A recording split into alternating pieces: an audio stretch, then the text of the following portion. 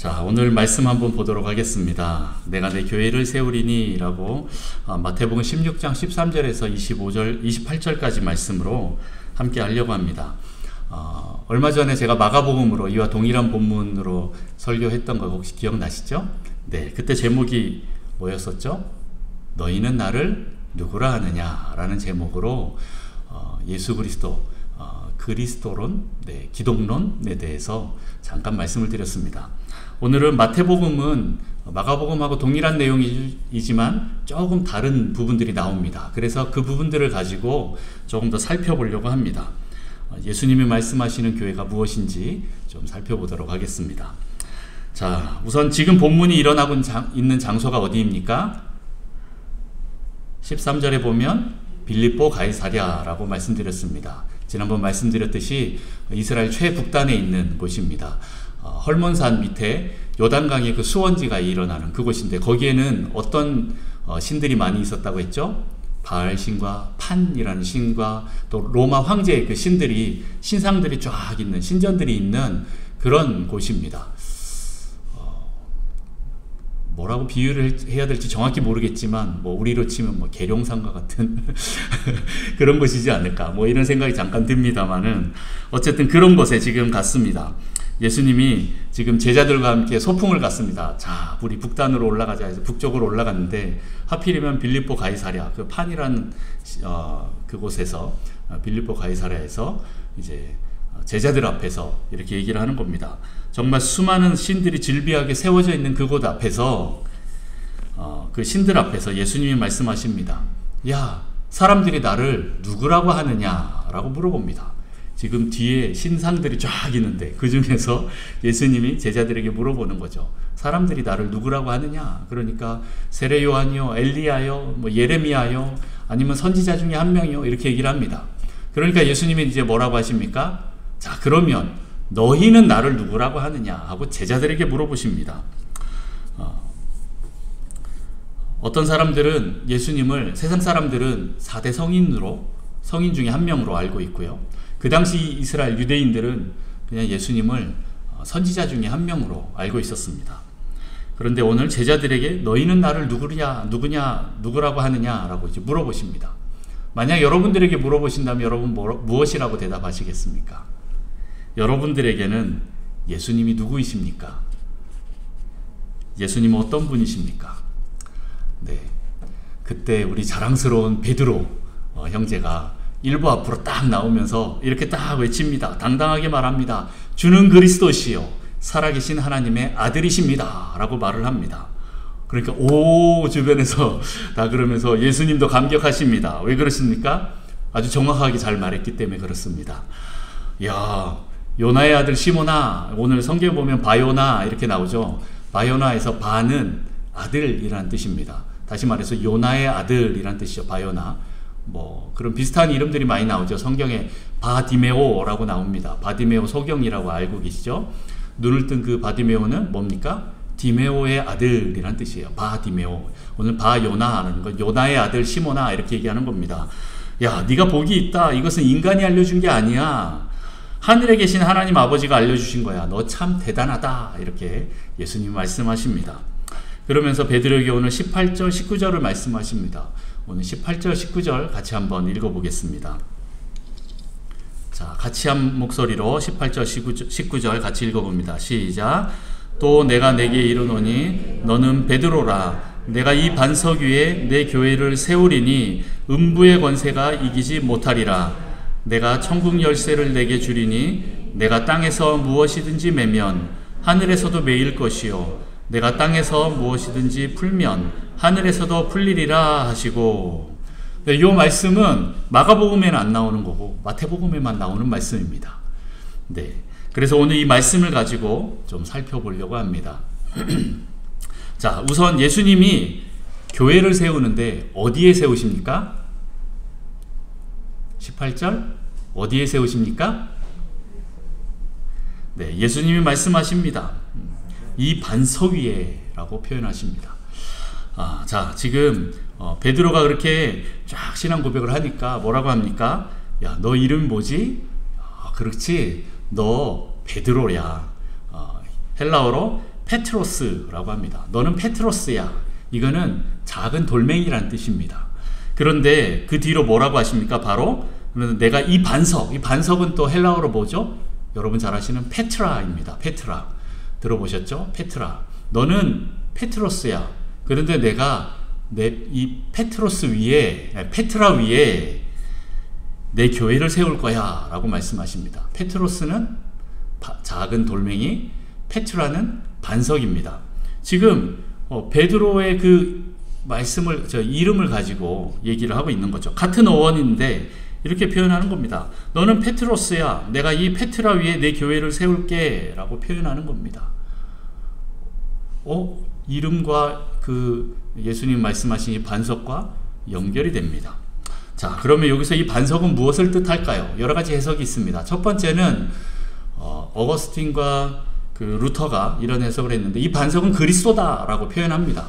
그런데 제가 볼 때는 문맥상 맞지가 않습니다. 두 번째, 반석은 무엇이냐라고 할 때 어떤 해석은 이 반석은 베드로다라고 하는 베드로의 그 사람 자체를 자신을 가리키는 것이다라는 해석이 있습니다. 이 해석을 따라서 누가 그렇게 했냐면 카톨릭입니다. 천주교가 이 해석을 따라서 교회의 기초는 베드로다라고 주장을 하면서 1대 교황이 누군지 아십니까? 네, 베드로라고 그들은 칭합니다. 이 베드로 위에 교회가 세워졌다라고 하기 때문에 1대 교황이 베드로이기 때문에 우리 교황의 권위는 뭡니까? 엄청난 권위를 이렇게 내세우는 겁니다.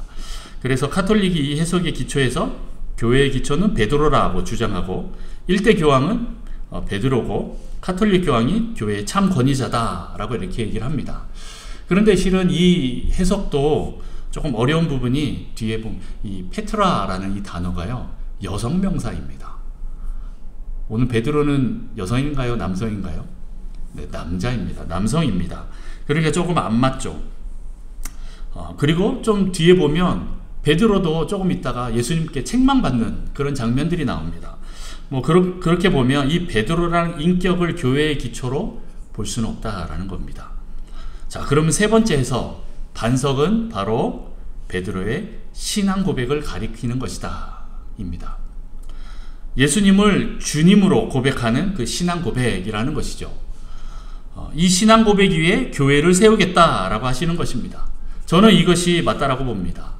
야, 너의 이름은 페트로스야. 그리고 내가 고백한 진리는 페트라야. 이 페트라 위에 내가 내 교회를 세우겠어 라고 하시는 표현이 더 맞는 해석이라고 볼 수 있습니다. 예수님은 이 땅에 교회를 세우시려고 오셨습니다. 바로 여러분의 신앙 고백 위에. 여러분의 그 신앙 고백은 무엇입니까? 베드로는 누가복음 5장에 보면 예수님을 이렇게 만나서 예수님의 그 콜링을 받는 그 장면이 나옵니다. 마태복음이나 마가복음하고 조금 다르게 표현됩니다. 더 자세하게 나오죠. 마태복음, 마가복음에는 그냥 예수님이 고기 잡고 있는 베드로에게 야, 따라와, 내가 너를 사람 낚는 어부가 되게 하겠어 라고 표현하는 것밖에 안 나오는데, 이제 누가복음 5장에 가면 예수님이 베드로를 따로 불러서 야, 너 배 좀 빌리자 해가 그 배에 올라타고 잠깐 이렇게 물 위로 띄웁니다. 그래서 육지랑 거리를 두고 수많은 사람들이, 군중들이 모여서 예수님 설교 들으려고 모였을 때 베드로의 배 위에서 설교하시는 장면이 나옵니다. 그리고 말씀을 다 마치고 그 베드로에게 야, 너 저 깊은 데 가서 그물 한번 던져볼래? 이렇게 얘기를 하는 겁니다. 그때 베드로가 뭐라고 합니까? 아니 선생님, 아니 랍비요, 저는 여기서 잔뼈가 굵은 사람입니다. 어부입니다.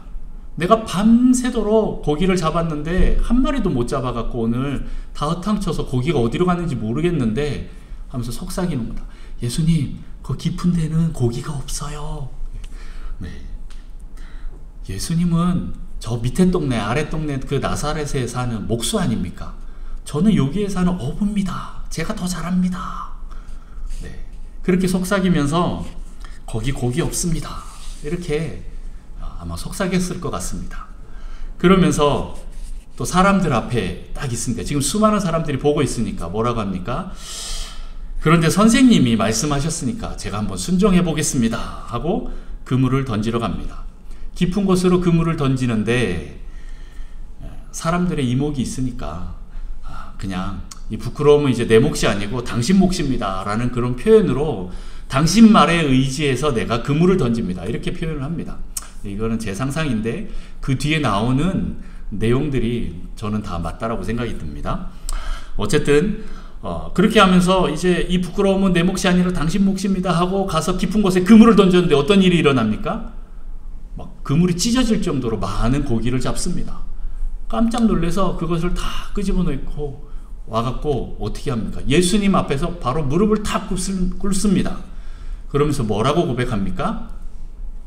호칭부터 바뀝니다. 아까는 선생님 그랬습니다. 네, 그냥 랍비요 이러는 거죠. 그런데 베드로가 지금 무릎을 딱 꿇으면서 하는 얘기가 뭡니까? 주님이라고 바뀝니다.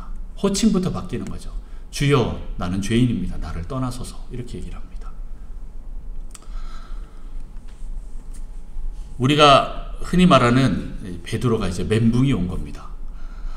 야, 이분은 그냥 단순한 목수가 아니네. 내가 밤새 그물을 던져도 한 마리도 못 잡던 그 고기를 이분은 어떻게 한 거지? 어떻게 예수님이 한 곳으로 다 모아버렸지? 이해가 안 되네. 원래 깊은 곳에는 고기가 없어야 되는데 이거는 인간이 아닌 것 같아. 하나님의 능력인 것 같아 하면서 베드로는 예수님 앞에서 무릎을 꿇습니다. 그리고 호칭이 선생님에서 주님으로 바뀝니다. 단순한 선생에서 이제는 주님, 랍비에서 티처에서 이제 마스터로 바뀝니다. 로드로 바뀝니다. 헬라어로 퀴리오스라고 바뀝니다. 이 퀴리오스는 뭡니까? 주님이라는 단어인데 이 퀴리오스는 그 당시에 황제에게만 썼던 칭호입니다. 그래서 황제가 아닌 다른 사람에게 쓰면 반역죄로 잡혀가게 됩니다. 그런데 오늘 베드로는 뭐라고 합니까? 예수님은 주님이다, 퀴리오스다 라고 고백하는 거죠. 그리고 그 다음에 뭐라고 합니까? 주는 그리스도시요, 크리스토스라고 얘기를 합니다. 헬라어로 그렇고 그것을 히브리 말로 번역하면 메시아, 마시하으라고 이렇게 합니다. 그것은 무엇입니까? 기름 부음 받은 자다라고 표현합니다. 다시 말해서 메시아를 의미하는 겁니다. 예수님은 나의 주인이시고 메시아이십니다 라고 그렇게 고백하고 있는 거죠. 그리고 더 나아가서는 살아계신 하나님의 아들이십니다 라고 이렇게 고백합니다.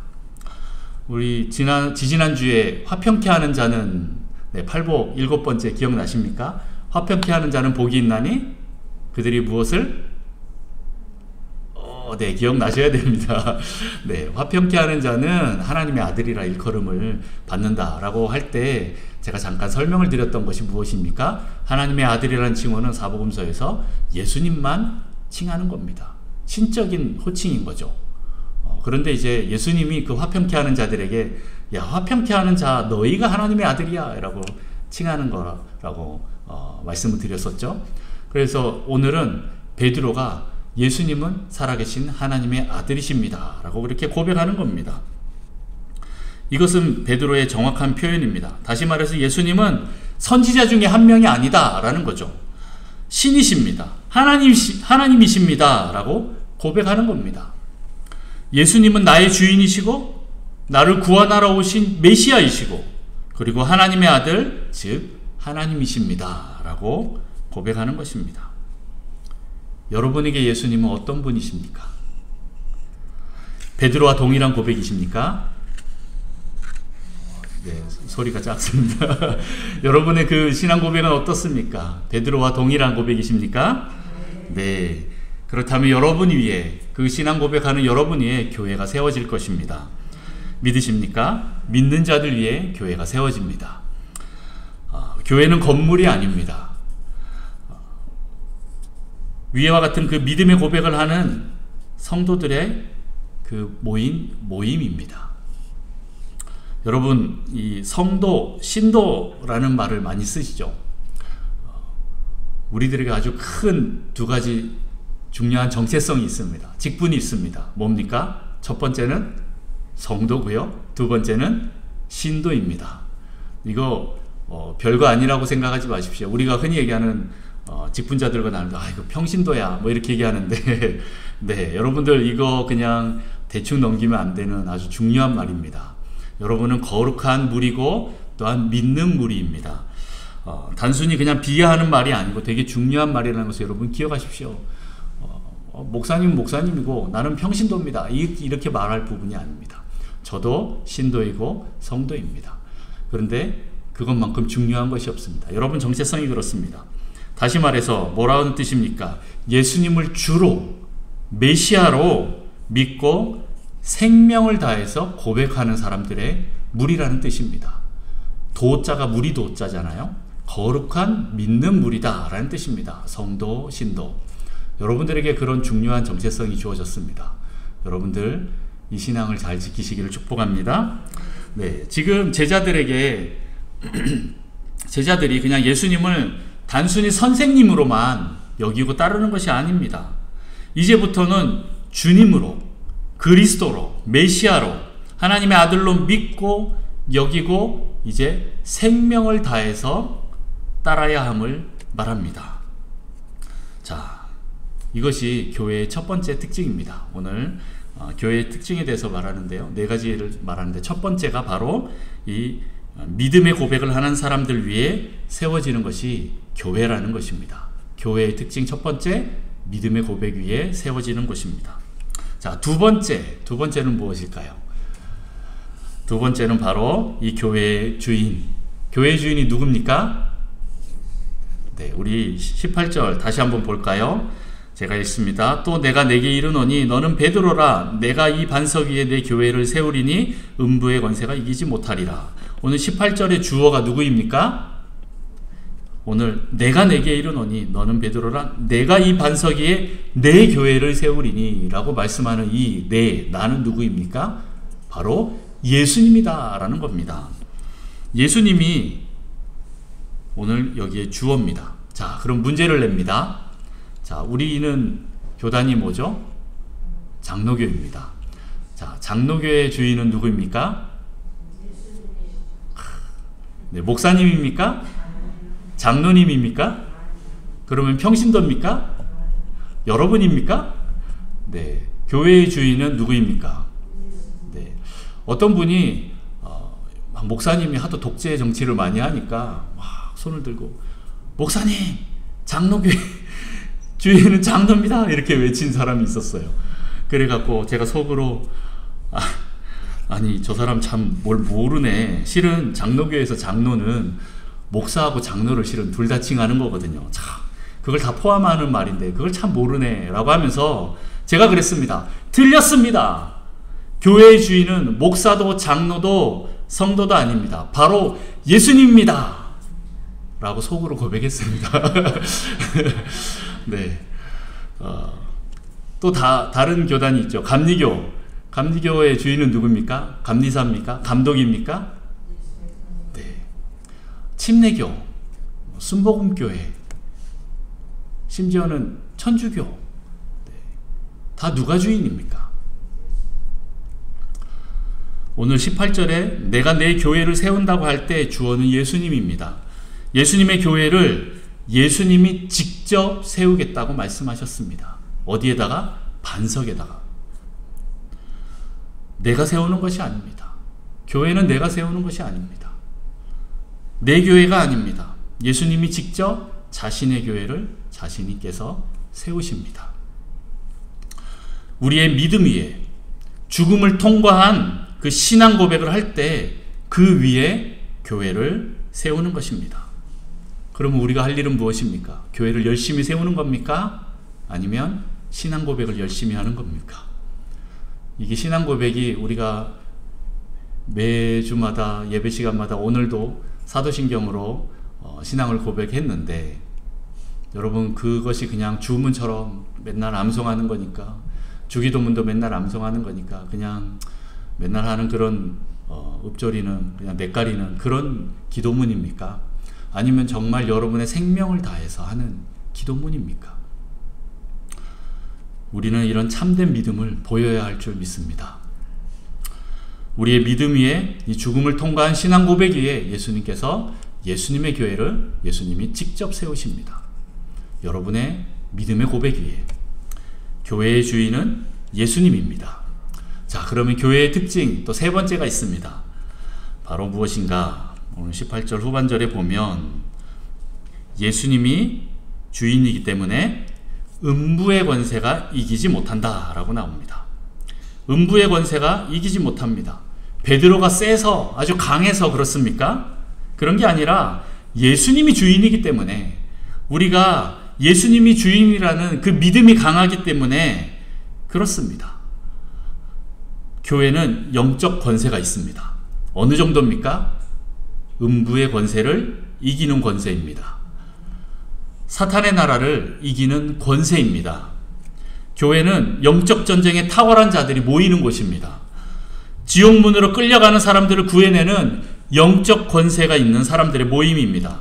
마치 다윗이 사자 입에 들어가서 삼켜질 것 같은 그 어린 양을 구하기 위해서 사자 입을 찢으면서 구해낸 그 어린 양을 데리고 오는 그 장면처럼, 정말 우리도 그 삼킬 자를 두루 찾고 있는 그 으르렁거리는 사자처럼 그 악한 원수에게서 하나님의 자녀들을 찾아와야 합니다.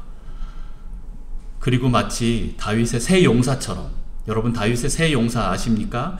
그 블레셋 무리들을 해치면서 그 베들레헴에 있는 그 우물에 가서 물 한 바가지를 떠서 다윗 왕에게 다시 바쳤던, 자기의 목숨을 걸고 그 우물물을 떠와서 다윗에게 충성과 그 사랑을 고백했던 그 새 용사처럼, 우리도 지옥문을 부수고 들어가서 악한 원수를 밟고 애타게 찾고 있는 그 하나님의 자녀들을 건져오는 것이 바로 우리의 사명이고 우리의 능력입니다.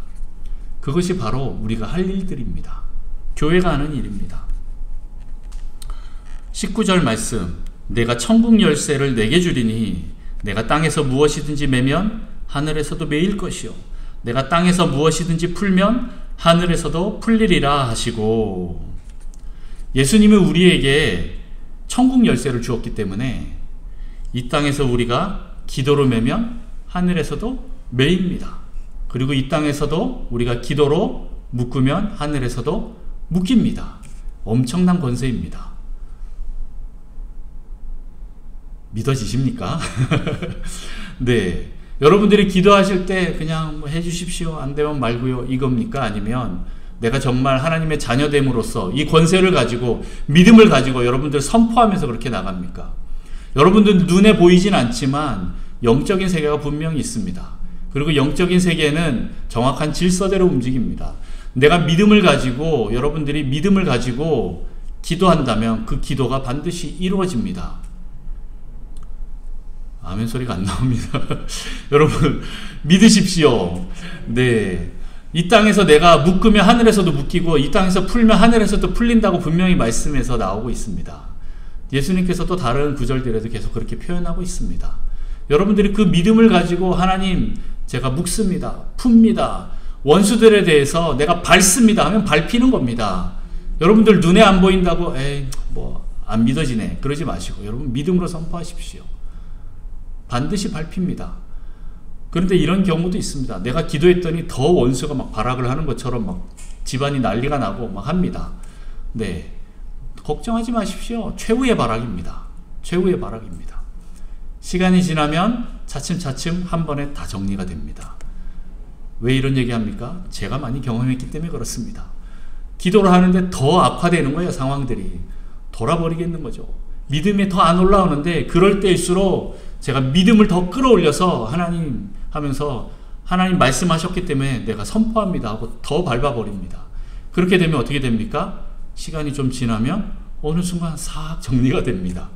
그걸 보면서 야, 그렇구나, 반드시 하나님께서 우리 기도를 들으시는구나, 그리고 영적인 세계가 있구나 라는 것을 저는 더 믿어지게 되는 것입니다.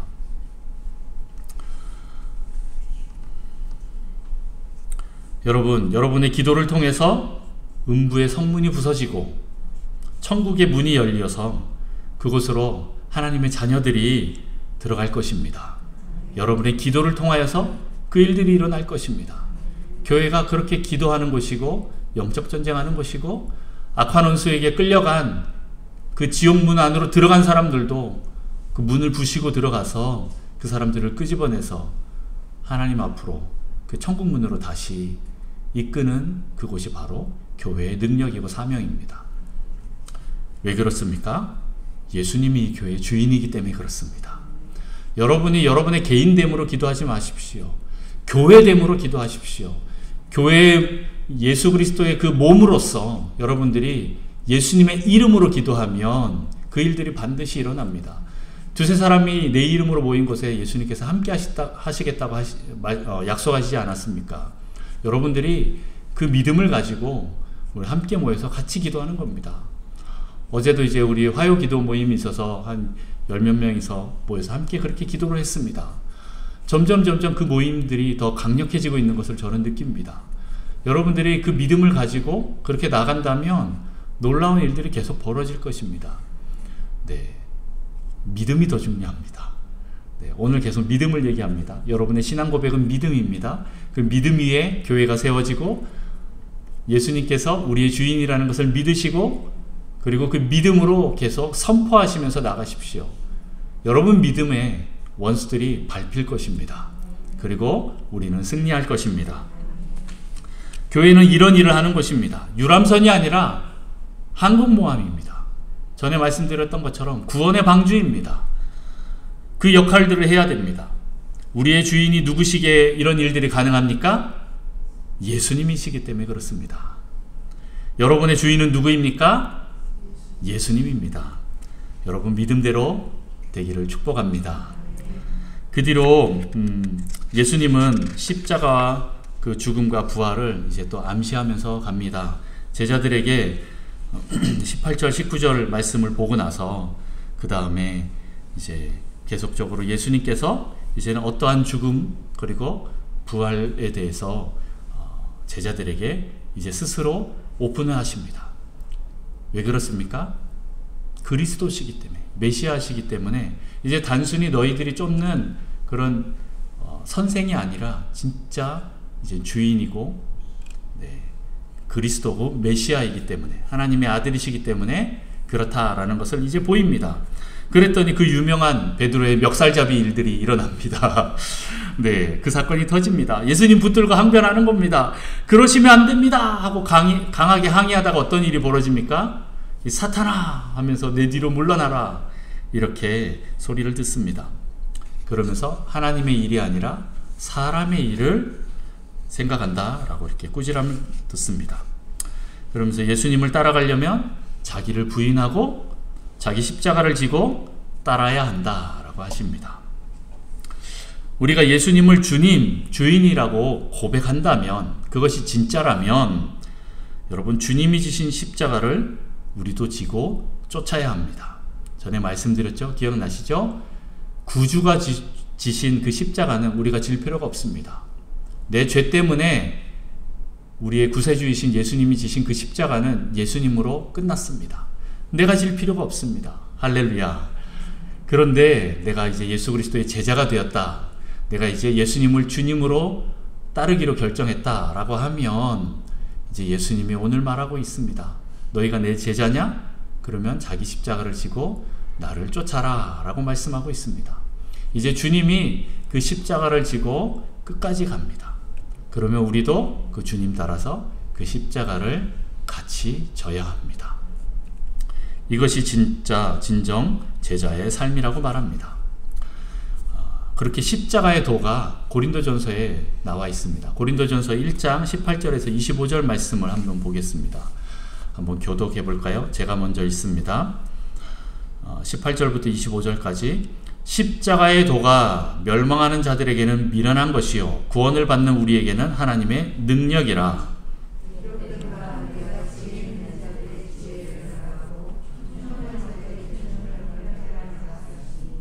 지혜 있는 자가 어디 있느냐? 선비가 어디 있느냐? 이 세대의 변론가가 어디 있느냐? 하나님께서 이 세상의 지혜를 미련하게 하신 것이 아니냐?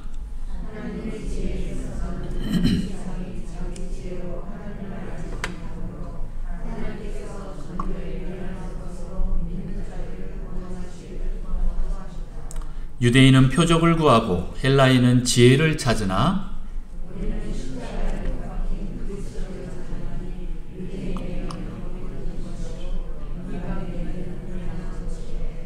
오직 부르심을 받은 자들에게는 유대인이나 헬라인이나 그리스도는 하나님의 능력이요 하나님의 지혜니라. 하나님의 어리석음이 사람보다 지혜롭고 하나님의 약하심이 사람보다 강하니라. 아멘. 십자가의 도가 우리에게는 능력입니다. 세상에서는 우리가 바보처럼 보이겠지만 하나님 앞에서는 지혜요 능력입니다. 우리의 약함을 통해 하나님의 일하심, 강한 능력을 보이는 것이 바로 교회입니다. 그래서 교회는 십자가를 지는 제자들의 모임입니다. 지난번에 말씀드린 그 십자가의 의미 중에 하나가 연약한 자의 연약함을 대신 지는 것이다 라고 말씀드렸습니다. 그것은 우리 공동체는 강한 자와 약한 자가 함께 있다라는 뜻입니다. 여러분은 어떤 자입니까? 언제나 나는 약자, 연약하다라고 생각할 수도 있습니다. 그러나 여러분들은 계속 연약한 자로만 있어야 될 것이 아니라 성장해야 됩니다.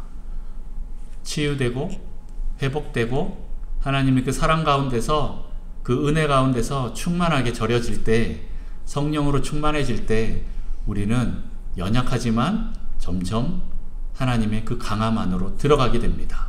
무엇 때문에요? 십자가 때문에 그렇습니다. 여러분이 십자가를 질 때 도리어 더 강해집니다.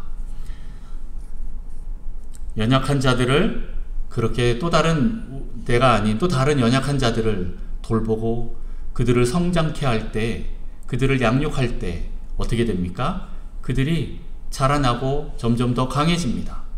그리고 또 강해진 사람들이 또 다른 사람들을 또 그렇게 책임지고 또 그 연약한 자들을 또 돌보고 또 다시 키우고 양육하고 또 그 모든 사랑과 에너지를 들여서 그 사람을 또 회복시킵니다. 그렇게 성장시킵니다. 그런 사람들이 모여서 점점 더 많은 연약한 자들을 품고 함께 가려고 하는 그런 사람들의 모임입니다. 물론 어떤 사람들은 쉽지 않습니다. 어떤 사람들은 2, 3년 안에 초신자가 2, 3년 안에 쑥 성장하시는 분들이 계시지만 어떤 사람들은 20년, 30년을 해도 그냥 연약한 자들이 있습니다.